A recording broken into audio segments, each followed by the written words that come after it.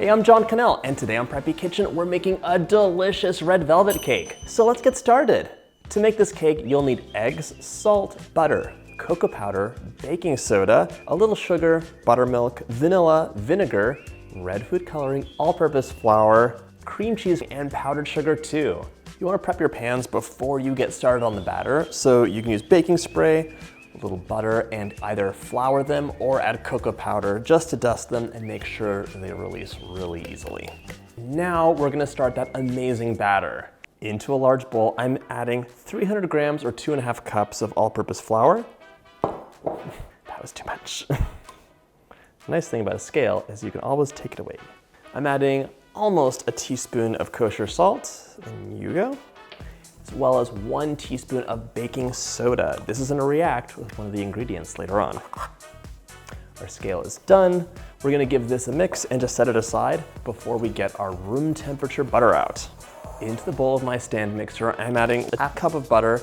This is room temperature, but I'm gonna give this a nice mix. Any kind of darker cake like red velvet is something you're gonna notice clumps of unmixed nonsense in, so we want the butter to be really well creamed up.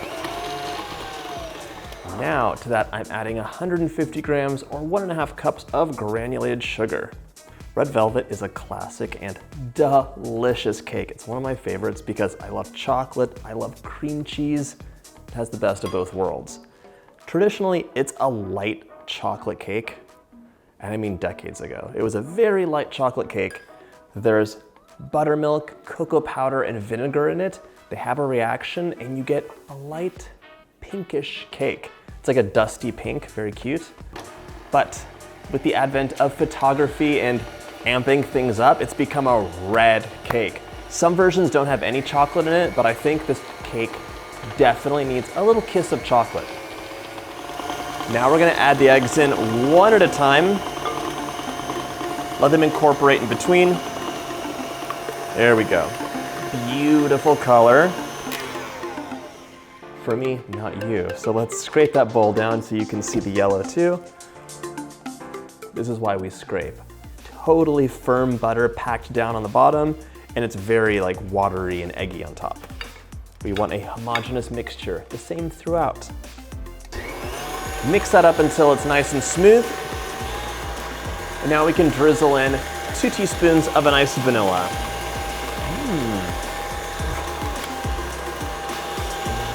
While that's mixing, I'm gonna measure out 1 cup of buttermilk.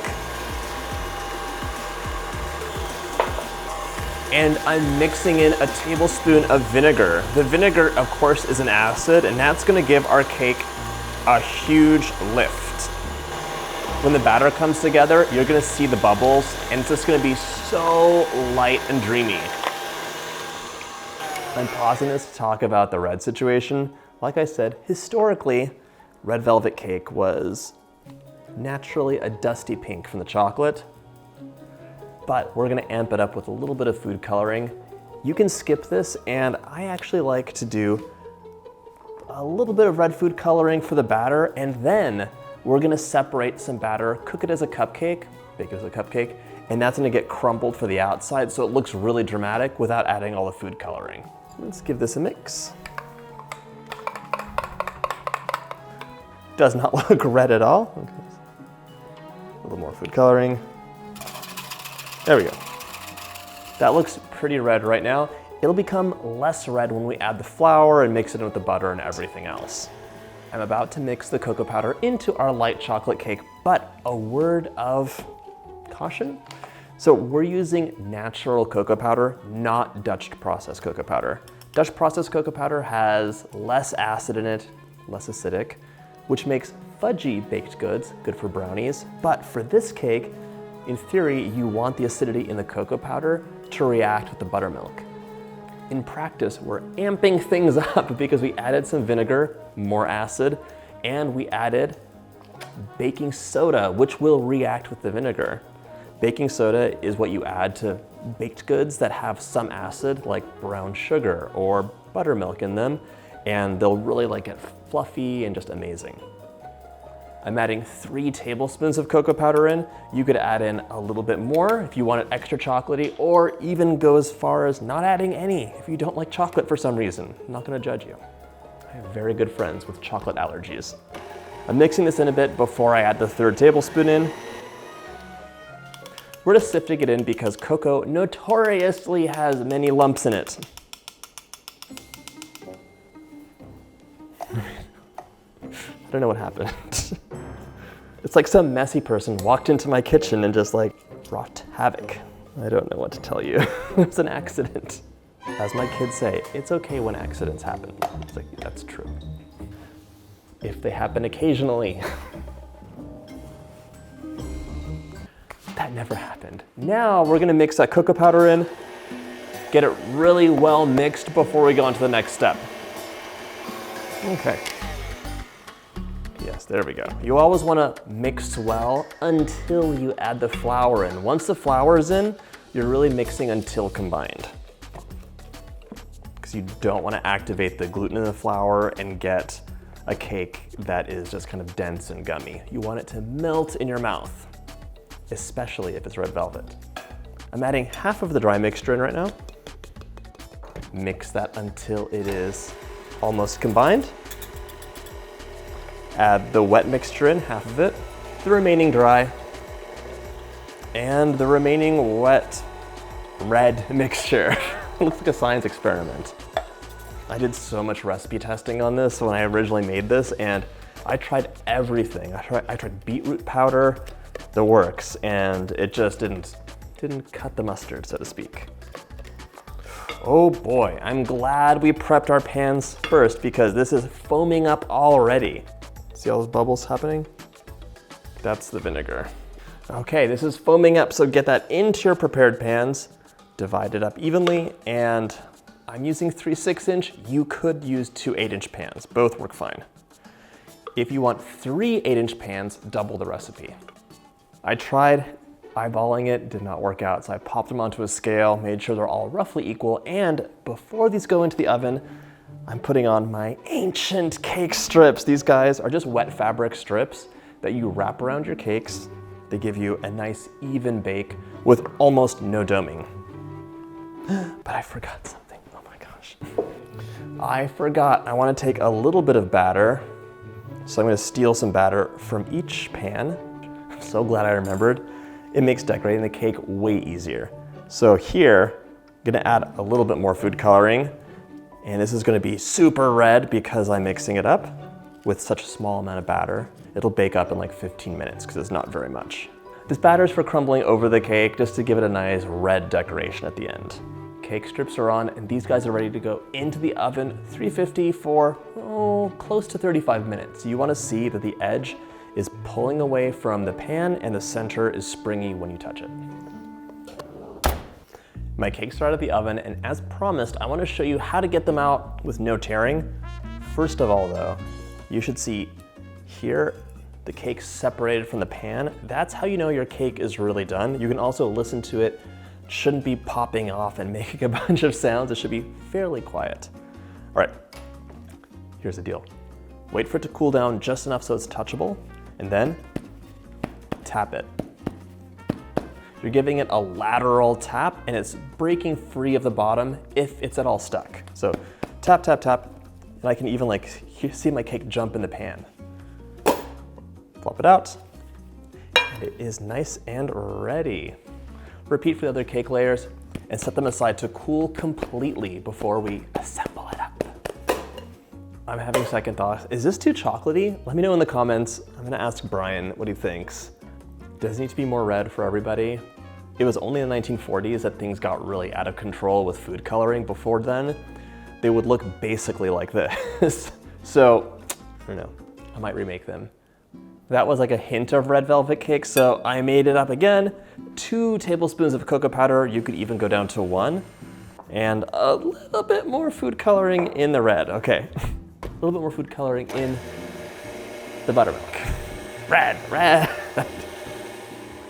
That looks way better, okay. If you watch this channel, you know I'm normally not one to pour food coloring into things, but everything has a time and a place. And this cake is a special occasion cake that people want to see it and be visually struck by its color and beauty.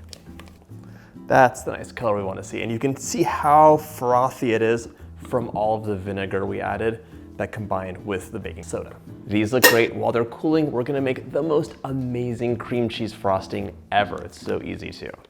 Into the bowl of your stand mixer, fitted with a paddle attachment, or a big bowl if you're using a hand mixer, add 1 cup of butter, that's 226 grams, and it should be room temperature and preferably unsalted, although you can use salted butter in this. Just don't add any more salt. Now we're adding 2 8-ounce blocks of cream cheese, 452 grams. And by the way, the cream cheese in this instance doesn't have to be really liquidy because cream cheese frosting is amazing and delicious, but it can be a little soft, which is frustrating. You don't want to add tons and tons of sugar to it to stabilize it because then it's too sweet. If you use cooler cream cheese, it just has a little bit of a thicker consistency and your frosting will set up really nice. Lock it off. We're gonna mix this up for a few minutes until it is nice, creamy, and homogeneous. Once it's nice and mixed, we're gonna add a teaspoon of vanilla and a pinch of salt, unless you use salted butter. And now it's time to add the powdered sugar, 6 cups or 680 grams, and that's gonna be added like in a couple batches. Don't dump it all in at the same time because that will be a sugar explosion.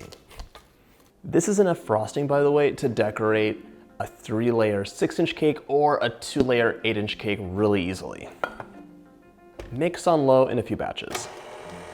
When you make frostings, you really do not want to beat on high. That's gonna give you a lot of air bubbles, which in this instance is just not great for decorating. So low and slow is the way to go with frostings. I'll be so proud of myself if there's not like sugar everywhere. Wish me luck.